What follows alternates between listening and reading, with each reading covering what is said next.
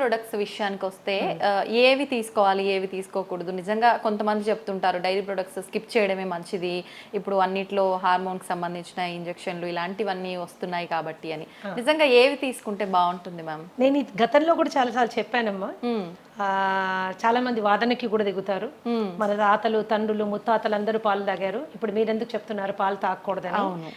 పాలు డెఫినెట్ గా it's a wholesome food. వారి పిల్లలకి ప్రోటీన్ ఎలా వస్తుంది, పిల్లలకి మనకి కాల్షియం ఎలా వస్తుంది, ఇవి రెండు మనకు కావాలంటే పాలు తాగాలి కదా. మన చిన్నప్పటి నుంచి తాగాం కదా, ఇప్పుడు మీరు కొత్తగా ఇలాంటి వింత విషయాలు చెప్తున్నారు ఏంటి అని. సో తప్పులు మీరు చెప్పింది కూడా కరెక్టే. ఎప్పుడో మన తాతల తండ్రులంతా పాలు తాగారు, కానీ అప్పుడు ఆవులు వేరు, అప్పుడు పాలు వేరు. ఇప్పుడు ఆవులు వేరు, ఇప్పుడు పాలు వేరు. ఓకే, సో ఇప్పుడు చాలా సందర్భాల్లో మనం ప్యాకెట్ పాలు తెచ్చుకుంటే అవి అసలు పాలో కాదో మనకు తెలియదు. పాలల్లో నీళ్లు కలిపారనుకోండి, that is a healthy thing. అంటే ఓన్లీ నీళ్లు ఉన్నాయని సంతోషపడచ్చు మనం, కానీ నీళ్లు కాకుండా ఇంకెన్నెన్నో కలిపేస్తే అవి విషమై మనని ఎన్నో విధాలుగా మనని ఇబ్బంది పెడుతున్నాయి. మిల్క్ మీరు తీసుకున్నట్లయితే దాని ప్రోటీన్ కంటెంట్ కానీ, దాని కాల్షియం కంటెంట్ కానీ, నాన్ మిల్క్ సోర్సెస్ చాలా ఉన్నాయి. మీ మునగాకు తీసుకోండి, ఓకే, ఫర్ ఎగ్జాంపుల్ టేక్ మునగాకు. నువ్వులు తీసుకోండి, దానిలో ఉన్న కాల్షియం కానీ, దానిలో ఉన్న ప్రోటీన్ కానీ. మునగాకు పచ్చిదానికంటే కూడా ఎండు పౌడర్ ఏదైతే ఉంటుందో, మునగాకు పౌడర్ ఏదైతే ఉంటుందో బ్రహ్మాండంగా కాల్షియం లెవెల్స్ అనమాట. ఓకే, ఎన్నో రెట్లు పాల కంటే ఎక్కువగా ఉంటుందని. ఒక స్పూన్ రోజు తీసుకుంటే సరిపోతుంది. ఎలా తీసుకోవచ్చు మేడం? కాంబినేషన్ మజ్జిగలో కలిపి తీసుకోవచ్చు, నీళ్ళలో కలిపి తీసుకోవచ్చు. దాన్ని పొడి కింద తయారు చేసుకుని కాస్త వెల్లుల్లిపాయలు, జీలకర్ర, ఎండుమిరపకాయలు వేసి దాన్ని పొడి కింద చేసుకొని అంత నెయ్యి వేసుకొని మొదట ముద్ద గట్టిగా కలుపుకొని తినచ్చు. టేస్టీ ఉంటుంది, హెల్త్కి హెల్త్ వస్తుంది. అయితే ఈ మిల్క్ ఇప్పుడు ఏం చేస్తుంది, మిల్క్ లో ఒక ప్రోటీన్ ఉంటుంది కేసిన్ అని. ఈ కేసిన్ చాలా మందికి ఎలర్జిక్ కండిషన్స్ ప్రొడ్యూస్ చేస్తుంది. చాలా మందికి కడుపులో అది డైజెస్ట్ అవ్వక గ్యాస్ కానీ, లేకపోతే ఇండైజెషన్ కానీ, అలాగే బెల్చింగ్ అండ్ బ్లోటింగ్ అంటారు, పొట్ట ఉబ్బినట్టు అవ్వడం కానీ, ట్రైన్ పుల్ రావడం కానీ, ఇవన్నీ జరుగుతాయి. ఎందుకు? కేసిన్ వాళ్ళకి డైజెస్ట్ అవ్వదు కాబట్టి, కేసిన్ డైజెస్ట్ అవ్వదు కాబట్టి. సో అలాంటి సందర్భాల్లో పాల అవసరం ఏంటి అసలు? ఒక స్టేజ్ దాటింది, టాడ్లర్ అంటాం, అంటే కాలు మీద నడవడానికి అలవాటు పడిన బిడ్డకి పాలు సంపూర్ణ ఆహారం కాదు. ఓకే ఓకే, అది అసంపూర్ణమైనటువంటి ఆహారం. పాలు ఎడిక్టివ్ ఇన్ నేచర్. మీరు బాగా తాగుతుంటే అది తాగాలనిపిస్తుంది, తాగకపోతే ఏదో వెలితిగా కూడా అనిపిస్తుంది. దానికంటే ఆరోగ్యకరమైన ఫుడ్ మనకు ఉన్నప్పుడు, దానికంటే మనకి బలవర్ధకమైన ఆహారం మనకి అవైలబుల్గా ఉన్నప్పుడు మనం దానికి ఆప్ట్ చేసుకోవచ్చు కదా. ఈ రోజు ఆవుల్లో పాలు పెరగడం కోసము విపరీతంగా ఇంజెక్షన్స్ వేస్తున్నారు, విపరీతంగా యాంటీబయాటిక్ యూజ్ జరుగుతూ ఉంది. Grass fed cow and grain fried cow అని రెండు రకాల కౌస్ మనం చూసుకుంటే, పచ్చిగడ్డి తిని ఆ పచ్చిగడ్డి పెంచడానికి కూడా ఏమాత్రం ఎరువులు వాడకుండా, పెస్టిసైడ్స్ వాడకుండా ఆర్గానిక్గా పెంచిన పాలు ఉంటాయి కదా, అవి అతి శ్రేష్టం. చాలా అరుదుగా లభిస్తున్నాయి, చాలా అరుదుగా. పచ్చిగడ్డే దొరకడం లేదు. గ్రెయిన్ ఫెడ్ మీరు తీసుకున్నారనుకోండి, వాటికి గ్రెయిన్స్ పెడతారు, యూనో ఎన్నెన్నో రకాలైన గ్రెయిన్స్ పెడతారు. ఎస్పెషల్లీ ఈ మధ్య కాలంలో అయితే కార్న్ పెట్టేస్తున్నారు, స్వీట్ కార్న్ పెడుతున్నారు. సో ఇవి ఏంటి అంటే పాల క్వాంటిటీ పెంచడానికి. చాలా మంది ఆ ఆవులకి పెట్టే దీంట్లో నూనెలు కలుపుతారు, ఎందుకంటే పాలల్లో వాళ్ళకి ఆయిల్ శాతము, ఫ్యాట్ శాతం ఎక్కువ రావాలని. మరి ఇలాంటి పాలు మనం తాగినప్పుడు అది మనకి it is going to harm us. అయితే ఇంట్లో మనం ఒక పాల ప్యాకెట్ తెప్పించుకున్నప్పుడు అది ఆవు పాల, గేదె పాల, ఆవులో గ్రాస్ తినిన ఆవా లేకపోతే గ్రెయిన్ తినిన ఆవా, యాంటీబయాటిక్ వేసుకోలేదో మనకి ఎలా తెలుస్తుంది? ఇవన్నీ కలిపారో లేదో మనకి ఎలా తెలుస్తుంది? తెలియదు. పైగా పాలు ఎప్పుడైతే ప్యాకెట్లో వస్తాయో, ప్లాస్టిక్ ప్యాకెట్లో వస్తాయో, ఆ ప్లాస్టిక్ కూడా మనకి ప్రమాదం. ఇంకోటి, కొంతమందికి ఏంటంటే ఎస్పెషల్లీ ఉద్యోగస్తులు 4-5 ప్యాకెట్లు కొనుక్కుని డీప్ ఫ్రీజర్లో పెడతారు, అవి గడ్డగట్టిపోతాయి. వాటిని మీరు ఎప్పుడైతే డీప్ ఫ్రీజ్ చేస్తారో, థాయింగ్ ప్రాసెస్ జరిగేటప్పుడు ప్లాస్టిక్ కూడా మెల్ట్ అయ్యి అందులోకి వస్తుంది. ఒకప్పుడు మేము చిన్నపిల్లలుగా ఉండేటప్పుడు గ్లాస్ బాటిల్లో వచ్చేది, that was safest milk. Seal అయ్యి గ్లాస్ బాల్ వచ్చేది. బాటిల్స్ తీసుకోగానే మేము చిన్నపిల్లలప్పుడు నాకు బాగా గుర్తుంది, ఆ మూత తీసి పైన ఉన్న వెన్నంతా వేలుతో తీసుకుని తినేవాళ్ళం. ఇప్పుడు అలాంటి కండిషనే లేదు. సో పాలుని వాడకం ఎంత తగ్గిస్తే అంత మంచిది. అయితే పెరుగు దగ్గరికి వచ్చినా, మజ్జిగ దగ్గరికి వచ్చినా ఏ రెస్ట్రిక్షన్ లేదు. It is better than milk అన్నమాట. మీరు పెరుగుగా తిన్నా పర్వాలేదు, మజ్జిగగా తిన్నా పర్వాలేదు. కొద్దిగా పుల్లబడిన మజ్జిగ ఇంకా బెటర్. పుల్లబడిగిన మజ్జిగ చాలా బెటర్. అందుకనే మిల్క్ని అవాయిడ్ చేయడం బెటర్. ఎందుకంటే మనకు వచ్చే ప్యాకెట్ గురించి మనం ఆలోచిస్తాం కానీ అందులో వచ్చిన పాలు మనకి దాకా రావడానికి ఎన్ని పద్ధతులు అవలంబించారో మనకు అవగాహన లేదు. అవును ma'am. Today it is a very common thing to give oxytocin injection for cows. Oxytocin injection దేనికి ఇస్తారు వింటే మీరు బిత్తరపోతారు. పాల పొదుగులోంచి పాలు పిండేటప్పుడు ఈజీగా పాలు బయటికి రావడం కోసము ఆ ఇంజెక్షన్ ఇస్తారు.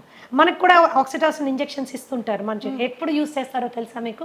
డెలివరీలో బిడ్డ ఈజీగా బయటికి రావడానికి కోసం యూస్ చేసేటటువంటి ఇంజెక్షన్ ఆక్సిటాసిన్ అన్నమాట.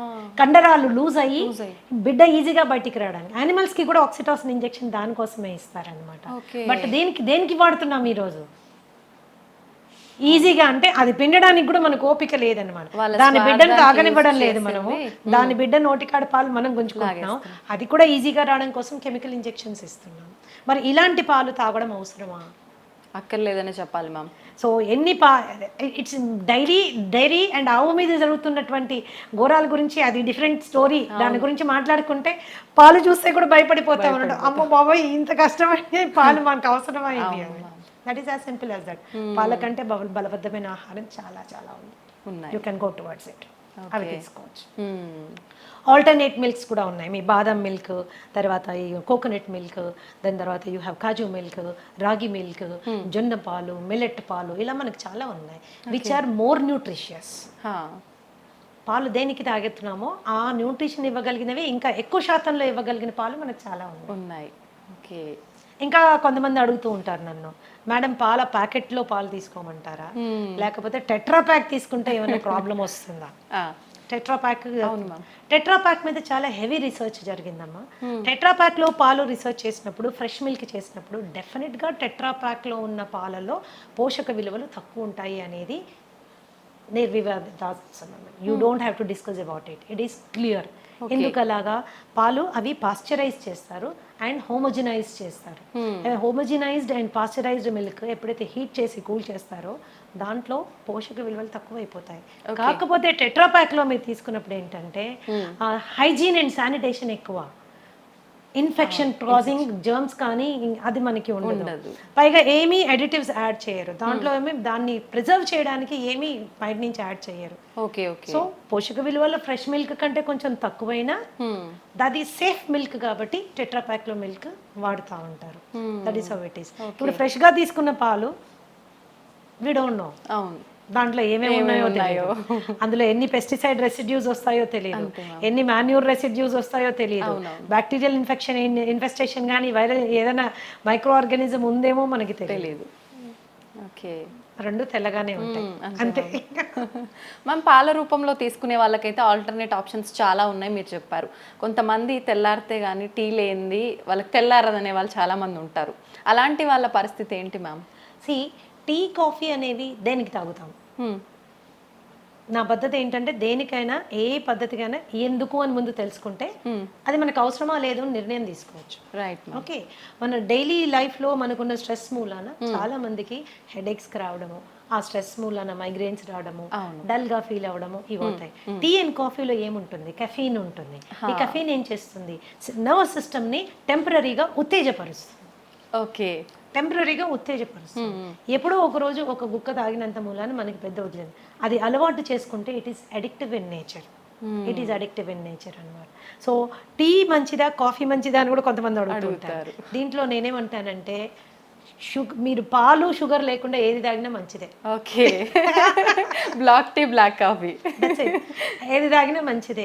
ఇంకా మీరు బ్లాక్ టీని చాలా లైట్ గా చేసుకొని దాంట్లో కొద్దిగా నిమ్మరసం యాడ్ చేసుకొని కొన్ని నానబెట్టిన సబ్జా గింజలు వేసుకొని దాంట్లో కొద్దిగా ఒక 2 or 3 leaves ఆఫ్ మింట్ అంటే మన పుదీనా కట్ చేసి వేసుకొని తాగండి. అద్భుతంగా ఎంజాయ్ చేస్తారు. And maybe 1 or 2 times tea తాగడమే ఇంపార్టెంట్ అనుకుంటే బ్రహ్మాండమైన ఆరోగ్యం ఇచ్చే అద్భుతమైనటువంటి పోషక విలువలు ఉండేవి బొచ్చడని టీస్ ఉన్నాయి. For example green tea is the best tea. Okay. Green tea అంటే డిప్ టీ కాదండి. గ్రీన్ టీ ఆకులు తెచ్చుకోవాలి, ఒక చిన్న ఇన్ఫ్యూజర్ కొనుక్కోండి. అంటే ఒక కప్పులో ఇంకో కప్పు ఉంటుంది, దానికి చిన్న హోల్స్ ఉంటాయి. దాంట్లో మనం గ్రీన్ టీ లీవ్స్ ఒక స్పూన్ వేసుకుని హాట్ వాటర్ వేసుకుంటే ఇన్ఫ్యూజ్ అయ్యి the best thing will come on. Green tea is anti inflammatory and it is anti cancerous. మన మెటబాలిజంకి చాలా బాగా పనిచేస్తుంది. You know it is good for everything.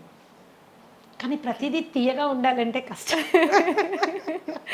ప్రతిదీ తీయగా ఉండాలంటే మనకి కష్టం. సరే తీయగా ఉండాలి అనుకుంటే మీరు దాంట్లో న్యాచురల్ రా హనీ వేసుకోవచ్చు.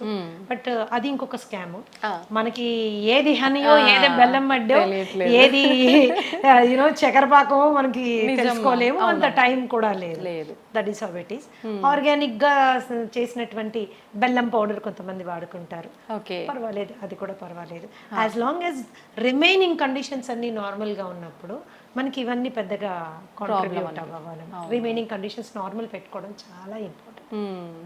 ఎన్నో రకాల టీ ఉందమ్మా. ఫర్ ఎగ్జాంపుల్ హైబిస్కస్ టీ అని ఉంటుంది, మందార పువ్వులు ఆకులు రెక్కలతో చేసింది. జాస్మిన్ టీ ఉంది. There are so many teas. మేమైతే మా ట్రీట్మెంట్ ప్రొసీజర్స్లో దాదాపుగా నేను 25 రకాల టీలు వాడతాను. ఓకే, ఇవి మంచి ఆరోగ్యం వైపు నా క్లయింట్స్ అందరినీ తీసుకెళ్ళడానికి చాలా ఉపయోగపడుతుంది. మచ్చా టీ అని ఉంటుంది. ఫైబ్రాయిడ్స్ ఉన్నవాళ్ళు, యూటరైన్ ప్రాబ్లమ్స్ ఉన్నవాళ్ళు, మెన్స్ట్రల్ సైకిల్ రెగ్యులర్గా లేని వాళ్ళు ఇలాంటి టీ తీసుకోవచ్చు. ఇలాంటి టీ తీసుకోవచ్చు. సాంఫ్ టీ అని ఇస్తాము. డైజెషన్ సరిగ్గా లేని వాళ్ళు, అరుగుదల చాలా తక్కువగా ఉన్నవాళ్ళు, తినగానే వాళ్ళకి విపరీతమైన ప్రాబ్లం ఉన్నవాళ్ళు, కాన్స్టిపేషన్ ఉన్నవాళ్ళు, వీళ్ళందరికీ సాంఫ్ టీ ఇస్తాము. లైక్ ఆస్తమా, బ్రీదింగ్ ప్రాబ్లమ్స్ ఉన్నాయి అండ్ డైజెషన్ ఇష్యూస్ ఉన్నాయి, ఇలాంటి వాళ్ళకి జింజర్ టీ ఇస్తాము. అలాగే ఆకుల టీ తీసుకున్నారంటే అది పెద్ద టాపిక్ అన్న. దాదాపుగా 100 రకాల టీస్ గురించి మనం మాట్లాడుకోవచ్చు. అవి మనకి ఎంత చీపు, ఎంత హెల్త్ ఇస్తాయి అన్న దాని మీద క్లియర్గా డిస్కస్ చేసుకోవచ్చు అనమాట. So general coffee and tea కంటే కూడా మీరు ఇలాంటి కైండ్ ఆఫ్ వాటిని అలవాటు చేసుకుంటే అదేదో వెచ్చగా తాగాలి అనే ఒక కోరిక తీరుతుంది, హెల్త్ కూడా ఎఫెక్ట్ అవ్వదు. 1-2 సార్లు టీ తాగితే ప్రాణ నష్టం ఏమీ లేదమ్మా, అదే పనిగా తాగితేనే. ఓకే, మీరు కాఫీ తాగాలి అనుకుంటే black coffee is a better option than with tea. And లేదు పాలు కావాలి, పాలు లేకుండా నేను చేయలేను ఫిక్స్ అయ్యారనుకోండి, ఓట్ మిల్క్తో తాగండి, కోకోనట్ మిల్క్తో తాగండి, ఆల్మండ్ మిల్క్తో తాగండి. ఆప్షన్స్ ఉన్నాయి, తెలుసుకోవడము చేసుకోవడమే అంతే. ఓకే, ఖచ్చితంగా మనం ముందు వీడియోలో టీస్ గురించి కూడా టాపిక్ చేసుకుందాం మ్యామ్. యా